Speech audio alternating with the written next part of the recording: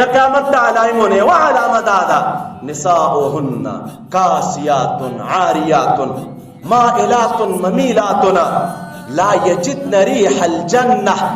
نبی علیہ السلام وی د اخر زمانه خزه کاسیات پټي بوي او عاریات بربندي بوي، پټي بوي او بربندي بوي. دوی به سړو ته اعلان کوي، سړي به دوی ته اعلان کوي. ته په وای چې څه معنا ده؟ که پټه و خو بربنده باندې او که بربنده و پټه باندې. او نبی علیہ السلام وی چې پټي بوي او بربندي بوي. شارحینو د احادیث لیکلي یا خو معنا دا ده چې مکمل بلوڅي وي، او یا معنا دا ده که لوڅي نه وي په وجود باندې به لباس داسې ورکم لباس وي چې په هغې لباس کې به دوی بربنډې ښکاري.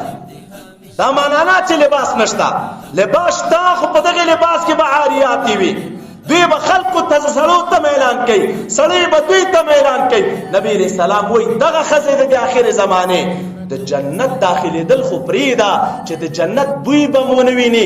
وان ریحها لتوجد من مسیرة کذا و کذا. او سره د دې نه نبی علیہ السلام فرمایي چې د جنت بوی د ډېرې فاصلې نه هم خلک حس کوي، خو رب العالمین به د جنت بوی په دې زنانو باندې حرام کړی وي.